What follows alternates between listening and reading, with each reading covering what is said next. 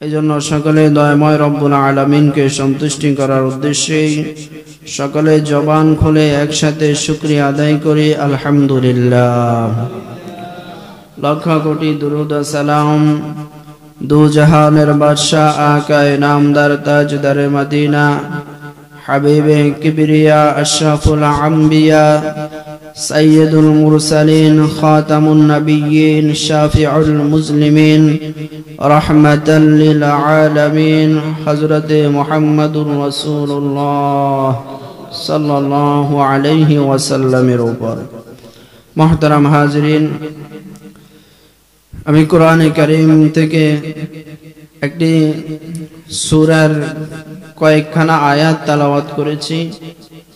আল্লাহ রাব্বুল আলামিন যদি তৌফিক দান করে অল্প সময়ের মধ্যে আয়াত এবং আয়াতগুলোর উপরে কিছু আলোচনা করব। ওয়া মা তৌফিক ইল্লা বিল্লাহ। এর আগে আমরা যারা পিছনে বসছি আমরা একটু সামনের কাতারে চলে আসি। সামনের কাতারটাকে পুরান, তাহলে কথা বলতে একটু সহজ হবে। একবারে সামনের কাতারে চলে আসেন। মুহতারাম হাজিরিন, আমি যে আয়াত সূরা তেলাওয়াত করেছি এই সূরাটা নাম হলো সূরাতুল কাফ। সূরাতুল কাফ এই সূরাটা কুরআনুল কারীমের 15 নম্বর পারার মধ্যে আছে। 114টি সূরার মধ্যে এটা একটা সূরা, যে সূরার নাম হলো সূরাতুল কাফ। 6666 আয়াতের মধ্যে এই সূরাতুল কাফের মধ্যে আল্লাহ তাআলা কিছু আয়াত নাজিল করেছেন। এই সূরাটা আল্লাহ তাআলা নাজিল করেছেন একটা ঘটনাকে কেন্দ্র করে, একটা ঘটনাকে কেন্দ্র করে, এবং কি এই সূরার অনেক ফজিলত রয়েছে।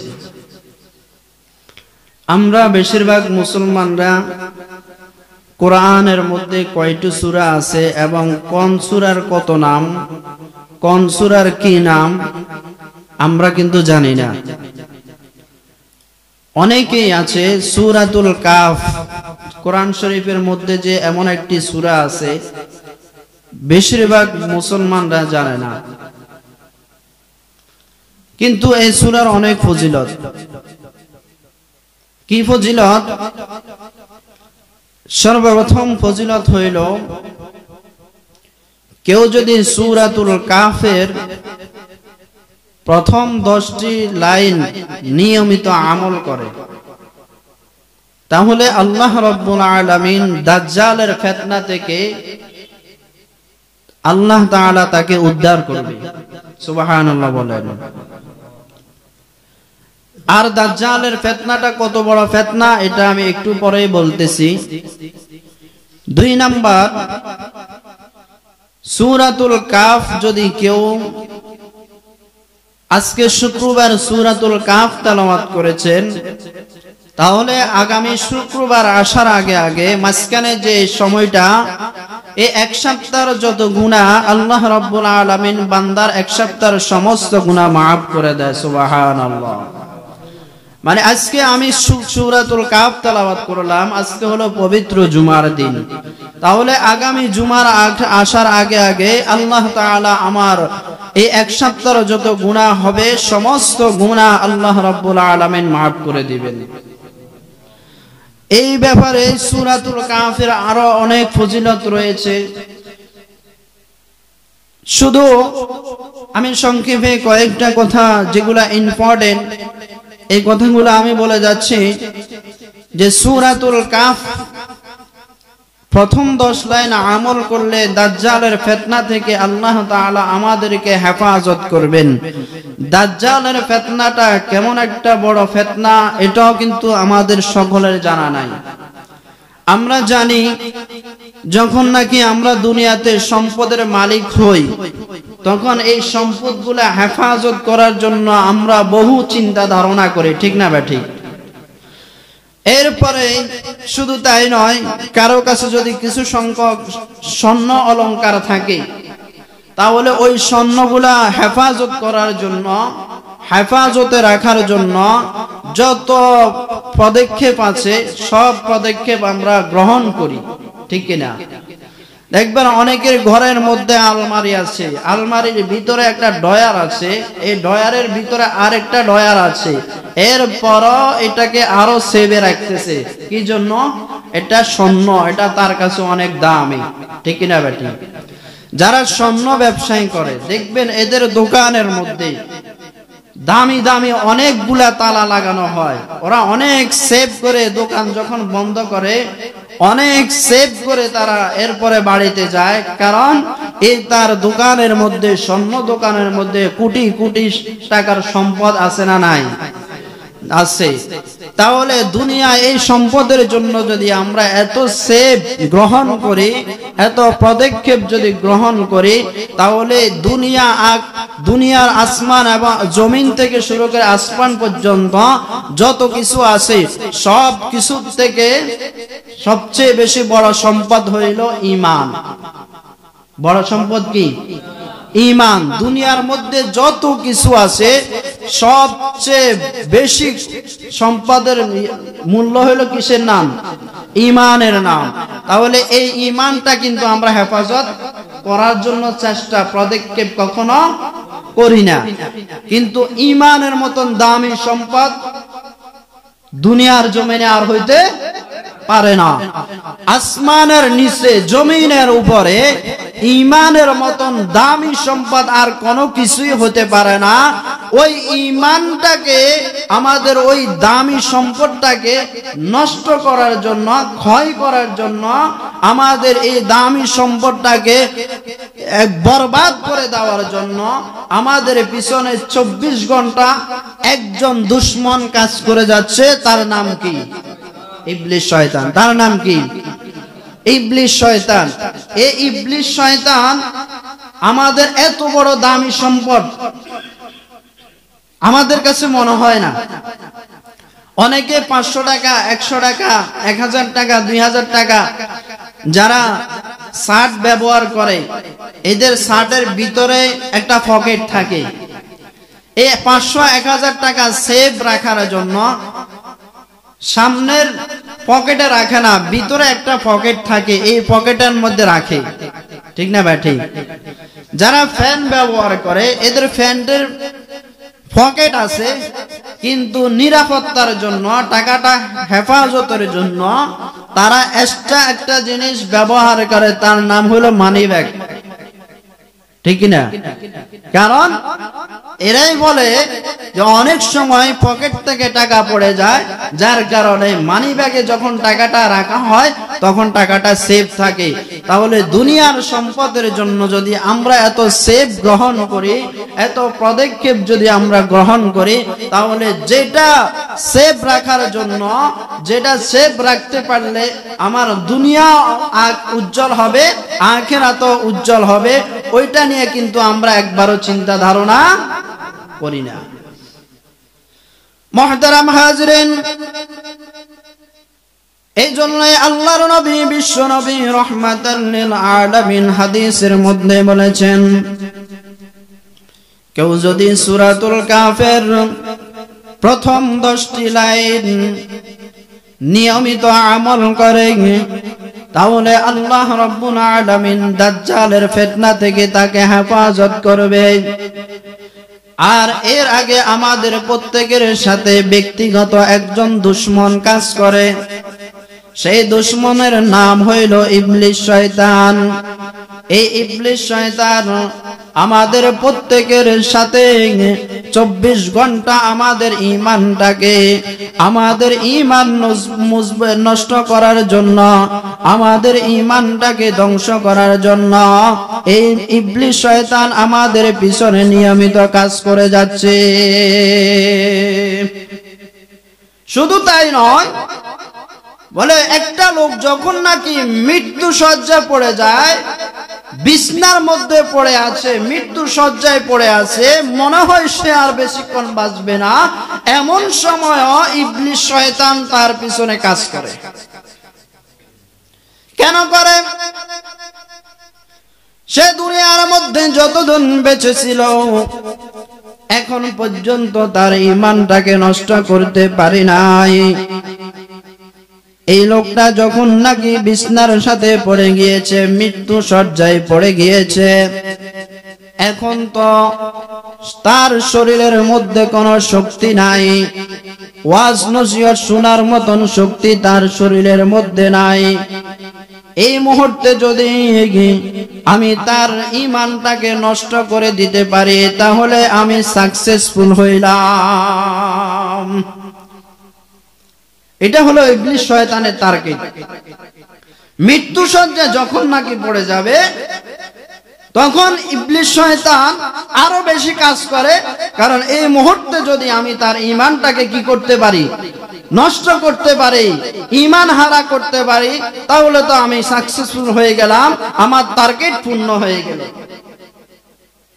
এই জন্যই বলা হয়েছে যখন নাকি একটা লোক মৃত্যু শয্যায় পড়ে যায়, বিছনার সাথে পড়ে যায়, নামাজ রোজা খাওয়া দাওয়া সবকিছু বন্ধ হয়ে যায়, তখন ওই রোগীর পাশে বসে যারা রোগীর আশপাশে বসা থাকে তাদের উচিত হইল তারা রোগীর আশপাশে বসে দুনিয়াবি কোনো কথা না বলে তার পাশে বসে শুধু কালিমা পড়া লা ইলাহা ইল্লাল্লাহু মুহাম্মাদুর রাসূলুল্লাহ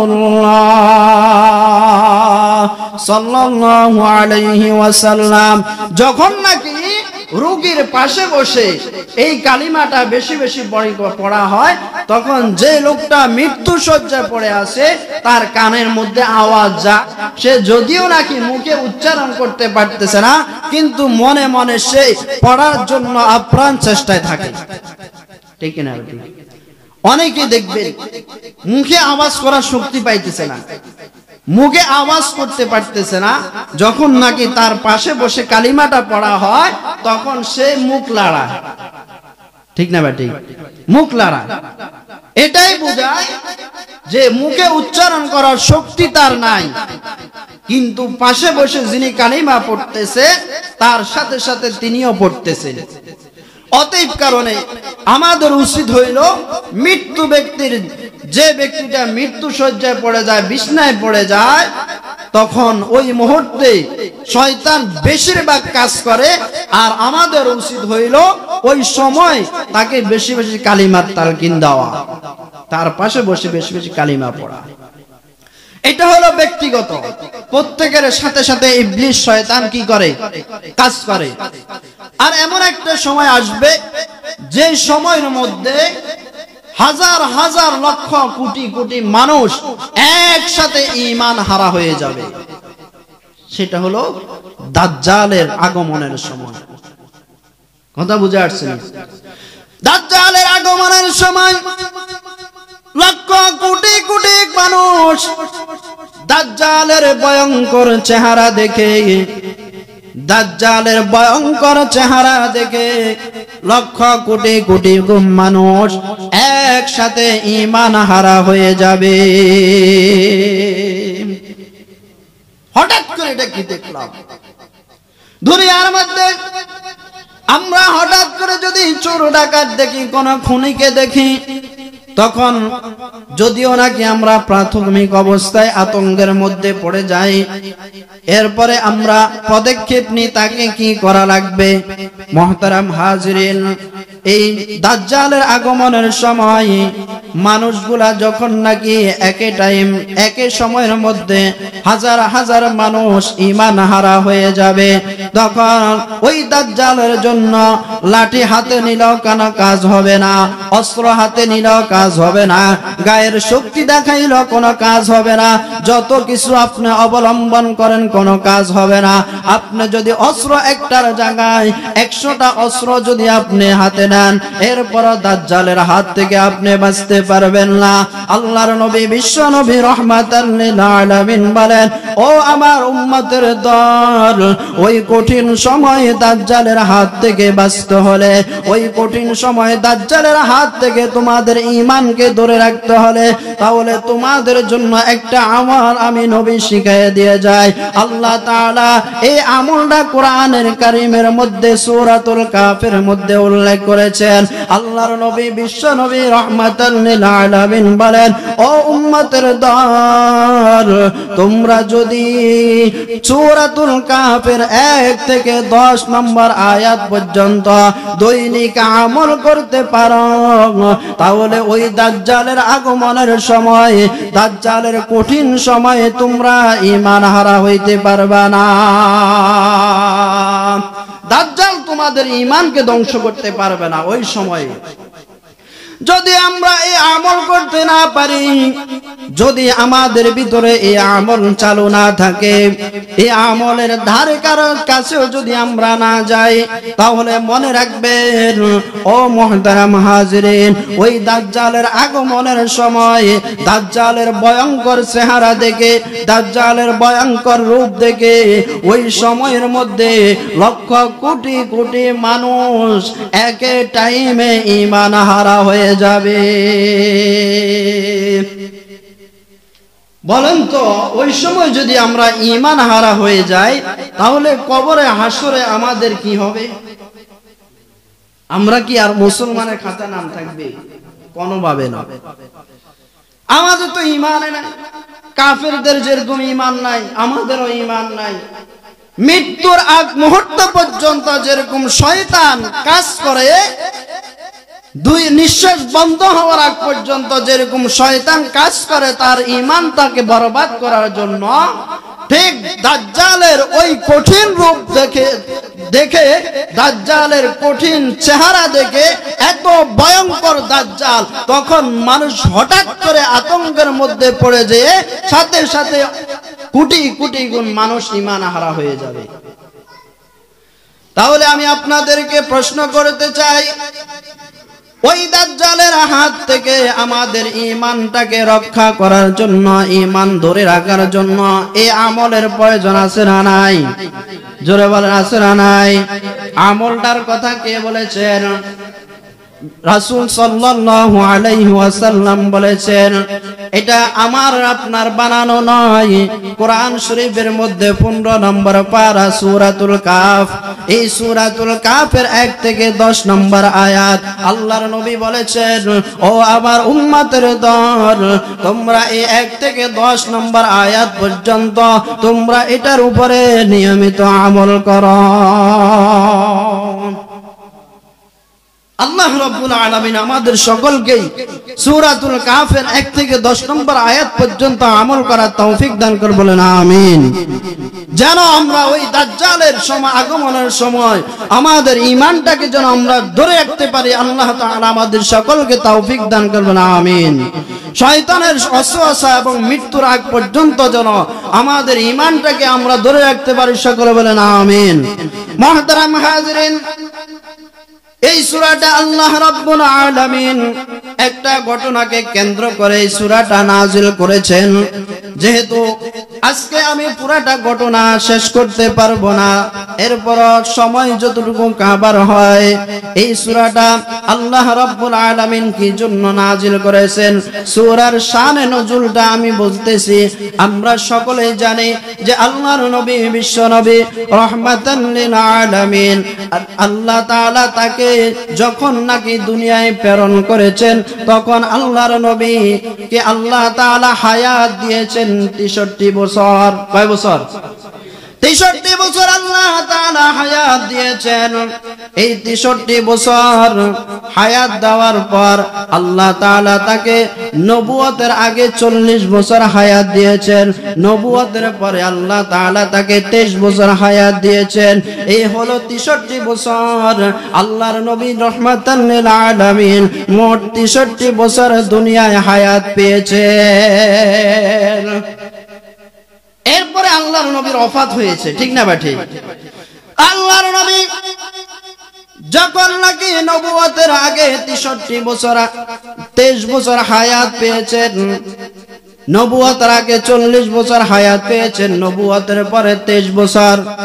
এই 23 বছরকে আবার দুই ভাগে ভাগ করা হয়েছে। আল্লাহর নবী রাহমাতাল লিল আলামিন মক্কায় আগমন করেছেন। মক্কায় হিজরত করার সময় আল্লাহ নবী 10 বছর হায়াত পেয়েছেন, এবং কি মদিনায় আল্লাহর নবী গিয়ে হিজরত করেছেন কয় বছর? 13 বছর। এই মক্কায় হিজরত করাকে আল্লাহর নবী আবার 4 ভাগে বিভক্ত করেছেন। মুহতারাম হাজিরিন, এই 4 ভাগের মধ্যে প্রথম 3 ভাগের মধ্যে আল্লাহর নবী রাহমাতাল লিল আলামিন যখন নাকি দাওয়াতি কাজ করেছেন, তখন আল্লাহর নবী সাল্লাল্লাহু আলাইহি ওয়াসাল্লাম এই 3 বছর দাওয়াতি কাজ করেছেন গোপনে। কিসে? 3 বছর আল্লাহর নবী গোপনে দাওয়াতি কাজ করেছেন।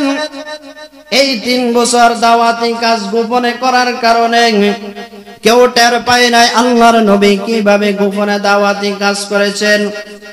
মুহতারাম হাজিরিন, পরের 4 বছর যখন নাকি আল্লাহর নবী সাল্লাল্লাহু আলাইহি ওয়াসাল্লাম দাওয়াতি কাজ করেছেন, তখন মুনাফিকরা মুনাফিকের রূপ ধারণ করেছেন। কিসের ধারণ করেছেন? মুনাফিকের রূপ ধারণ করেছেন। কারণ প্রথম 3 বছর আল্লাহর নবী দ্বীনের দাওয়াতি কাজ করেছেন, কেউ টের পায় নাই। পরে যখন আল্লাহর নবী সাল্লাল্লাহু আলাইহি ওয়াসাল্লাম আরো 4 বছর দ্বীনের কাজ করেছেন, দাওয়াতি কাজ করেছেন, তখন মুনাফিকরা মুনাফিকের রূপ ধারণ করেছেন যে এই হঠাৎ করে এই লোকটা কোথা থেকে আসলো। ও মেরে মুহতারাম দোস্ত, ঘটনা কিন্তু অনেক লম্বা।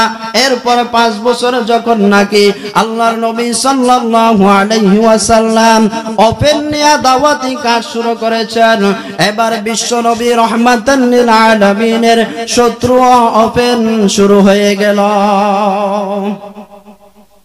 ঠিক না? শত্রু ওপেন শুরু হয়ে গেল। যেমন আমরা যখন নাকি মসজিদের মিম্বরে বসে কথা বলি, তখন আমাদের শত্রু ওপেন শুরু হয়ে যায়। যদি আমরা কোনায় কোনায় বসে বসে, পাড়ায় মহল্লায় বসে বসে গোপনে গোপনে আমরা দ্বীনের দাওয়াতি করে কাজ করি, তখন কেউ টের পায় না। ঠিক তদ্রূপ আল্লাহর নবী বিশ্ব নবী প্রথম 3টা বছর দ্বীনের কাজ করেছেন, দাওয়াতি কাজ করেছেন গোপনে। এরপরে আল্লাহর নবী যখন নাকি আরো 4 বছর দাওয়াতি কাজ করেছেন, তখন মুনাফিকরা রূপ ধারণ করেছেন। তারা ভিতরে ভিতরে আওয়াজ পেয়ে গিয়েছেন যে আল্লাহর নবী রাহমাতাল লিল আলামিন এরকম কালিমার দাওয়াত দিতেছেন। এরপরে আল্লাহর নবী বিশ্ব নবী যখন নাকি আরো 5 বছর দ্বীনে দাওয়াত দেওয়া শুরু করেছেন, তখন বিশ্ব নবী হযরতে মুহাম্মদুর রাসূলুল্লাহ সাল্লাল্লাহু আলাইহি ওয়াসাল্লামের শত্রু ওপেন শুরু হয়ে গেল। কেমন শত্রু? মক্কার বড় বড় কাফিরদের সন্তানদেরকে তারা বলে দিয়েছেন যে আমরা তো মুহাম্মদ নামের ব্যক্তির গায়ের মধ্যে আমরা হাত তুলতে পারবো না, কারণ তিনি তো হলেন সর্বশ্রেষ্ঠ নবী। যতই শত্রু দাবি করুক না কেন, তারা মক্কার বড় বড় কাফেররা আল্লাহর নবী বিশ্ব নবীর গায়ে হাত দেওয়ার সুযোগ করে নাই, হাত দেওয়ার সাহস তারা কখনো করে নাই। কারণ আল্লাহর নবী যখন নাকি দাওয়াতি কাজে বের হইতেন, তখন আল্লাহর নবীকে কেউ যদি তার শরীরের মধ্যে আঘাত দেওয়ার সাহস করত, হাত দেওয়ার সাহস করত, এই জয়ে তখন এই আল্লাহর নবীকে সহযোগিতা করেছেন আবু তালেব। কে করেছেন? আবু তালেব সহযোগিতা করেছেন। আবু তালেব বিশ্ব নবীর ছায়া ছিল, সাথী স্বরূপ ছিল। মাঠে ময়দানে আল্লাহর নবীকে কেউ শরীরে হাত দিতে গেলে আবু তালেবের কারণে দিতে পারে নাই। এরপরে তারা যখন নাকি দেখতেছেন, মক্কার বড় বড় কাফেররা যখন নাকি দেখতেছেন যে বিশ্ব নবীর গায়ের মধ্যে হাত দেওয়া যায় না, তখন তারা তাদের ছোট ছোট সালাফেলাদেরকে লাগাই দিয়েছেন। লাগাই দেয়া বলতেছেন অমুক ব্যক্তির গায়ের মধ্যে তোমরা পাথর নিক্ষেপ করবা। যেমন আমাদের দেশের মধ্যে এরকম ঘটনা ঘটছে কি ঘটে না? যারা দলের লিডার ছিল তারা যদিও নাকি অফেন কিছু করতে পারে নাই, কিন্তু তাদের যারা ছেলেবেলা ছিল ওই ছেলেবেলাদেরকে লাগাই দিয়েছে কখন কাকে কি করা লাগবে, ঠিক না? ছেলেবেলাদেরকে লাগাই দিয়েছে, আর ছেলেবেলারা যায় রিপোর্ট দিছে যেভাবে তারা কাজ করছে কি। মক্কার কাফেররা বিশ্ব নবীর গায়ে হাত দিতে পারে না, আবু তালেবের কারণে হাত দিতে পারে না, কিন্তু লাগাই দিয়েছেন ছেলেবেলাদেরকে। এবার ছেলেবেলারা আল্লাহর নবী বিশ্ব নবী হযরতে মুহাম্মদুর রাসূলুল্লাহ সাল্লাল্লাহু আলাইহি ওয়াসাল্লামের গায়ের মধ্যে তাদের ছেলেবেলারা ছোট ছোট পাথর নিক্ষেপ করত। নাউজুবিল্লাহ বলেন। কেন করত? বিশ্ব নবী দ্বীনের দাওয়াত দেয়, ইসলামের দাওয়াত দেয়, কালিমার দাওয়াত দেয়, এই জন্যই তাদের ছেলেবেলাদেরকে লাগাই দিয়েছেন। ও নবীর উম্মত, আল্লাহর নবীর শরীর মুবারকের মধ্যে যখন নাকি পাথর নিক্ষেপ করত, তখন নবীর শরীর মুবারক থেকে রক্ত মুবারক জোরে জোরে জমিনে পড়ত। আল্লাহর নবী রাহমাতাল লিল আলামিনের শরীর মুবারক থেকে যখন নাকি রক্তগুলা পড়া শুরু হইত, বিশ্ব নবী হযরতে মুহাম্মদুর রাসূলুল্লাহ তিনি জমিনের মধ্যে রক্ত পড়তে দেন নাই, সাথে সাথে রক্তগুলা রুমাল দিয়া কি করত? পুছে ফেলতো, সে জমিনে পড়তে দেয় নাই। এইভাবে যখন নাকি কাফেরদের ছেলেবেলারা বিশ্ব নবীকে পাথর নিক্ষেপ করত, আল্লাহর নবী মাঝে মধ্যে কাতর হয়ে জমিনের মধ্যে পড়ে যাইত। আবার যখন নাকি জমিন থেকে দাঁড়াইতেন, এরপরে আবার তারা পাথর নিক্ষেপ করত, এরপরে আবার কাতর হয়ে জমিনের মধ্যে পড়ে যাইতেন। কিন্তু তখন আবু তালেব দেখতেন না। আবু তালেব এরপর সব সময় লক্ষ্য রাখতেন, তার যতটুকু সম্ভব হইতো লক্ষ্য রাখতেন নবীর গায়ের মধ্যে যারা কেউ আঘাত না দিতে পারে। ও নবীর উম্মত, আল্লাহর নবী যখন নাকি মাঠে ময়দান থেকে আঘাত খায়া ঘরের মধ্যে যাইতেন, তখন তাকে হযরতে খাদিজাতুল কুবরা রাদিয়াল্লাহু তাআলা আনহা সান্ত্বনা দিতেন। সুবহানাল্লাহ বলেন।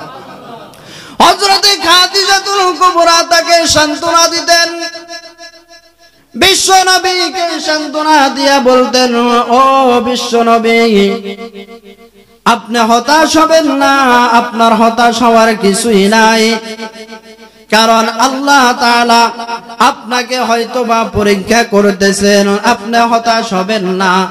দেখেন বিশ্ব নবী যখন নাকি বের হইতেন, তখন আবু তালেব তাকে ছায়া দান করতেন, আবার যখন নাকি ঘরের মধ্যে ফিরতেন, তখন খাদিজাতুল কুবরা রাদিয়াল্লাহু তাআলা আনহা সান্ত্বনা দিতেন।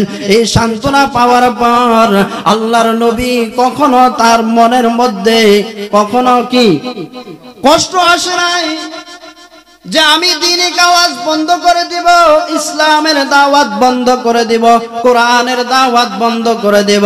কিন্তু আল্লাহর নবী সব সময় এতটুকুই বলেছেন, ওগো আল্লাহ, যারা না জেনে না শুনে যারা অন্যায় করতেছে, আল্লাহ আপনি তাদেরকে হেদায়েত দেন, ঠিক কি না?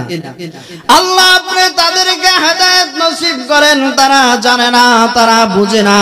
বলেন তো আমাদের সমাজের মধ্যে এই ধরনের লোক আছে না নাই?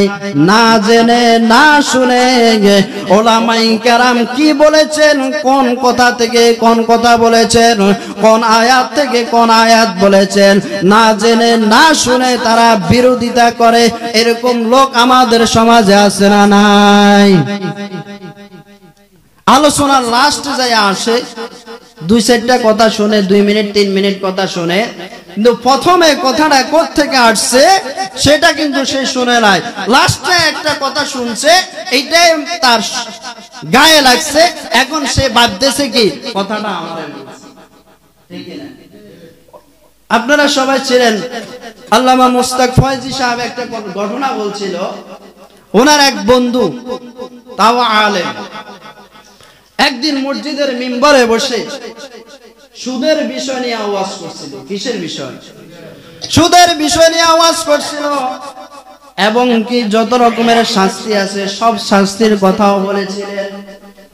আলোচনার শেষে কি সম্পর্ক, ঠিক না? এখন আমরাও দেখি যে আমরা যদি জুলুমের ব্যাপারে ওয়াজ করি তো কিছু কিছু লোক কিছু কিছু মসজিদের মধ্যে ইমাম সাহেবদেরকে বলে, হুজুর আজকে যে আপনি জুলুমের ব্যাপারে ওয়াজ করছেন কথাগুলো কিন্তু আমারে বলছেন। বলে কি বলে না? বলে। তাহলে আপনার ভিতরে সেটা আছে, যেটা আছে এটা কি আমি জানি? আপনি কি সুদ খান না ঘুষ খান না চুরি করেন না ডাকাতি করেন, এটা তো আর আমি জানি না, কোন আলেমও জানে না। কিন্তু আলেমের ওয়াজের পরে যদি আপনি আলেমকে ডেকে নিয়ে বলেন যে হুজুর এটা তো আমারে বলছেন, তাহলে দোষ কার? যিনি বলছে তারই তো, ঠিক না? ঠিক আমাদের সমাজের মধ্যেও এরকম ধরনের লোক আছে যারা কোরআনের আয়াতও শুনে নাই, হাদিসও শুনে নাই, লাস্ট আয়েশা কিছু কথা শুনেছে, তখন বলে যে হুজুর কথাটি আমারে বলেছেন। ঠিক না? মুহতারাম হাজরিন, আল্লাহর নবী বিশ্ব নবী যে কালিমার দাওয়াত দেওয়ার জন্য এত অত্যাচার অবিচার হয়েছে, এত জুলুম নির্যাতনের শিকার হয়েছে, এই কালিমার ভিতরে কি আছে তারা একবারও তদন্ত করে? কত তদন্ত না করে তারা ভাবছে যে বিশ্ব নবী রাহমাতাল লিল আলামিন আমাদেরকে ধ্বংস করার জন্য আসছে। আসলে এটার ভিতরে কি আছে, এই কালিমার ভিতরে কতটুকু শান্তি আছে তারা একবারও রিসার্চ করে নাই। রিসার্চ না করে তারা ভাবতেছে তাদের ধর্মের উপরে কি করতেছে, আঘাত করতেছে। কথা বুঝে আসছে না? এই জন্যই কেউ আমরা কোনো কিছু ভাবতে হলে আগে আমাদেরকে রিসার্চ করতে হবে, আমাদেরকে জানতে হবে।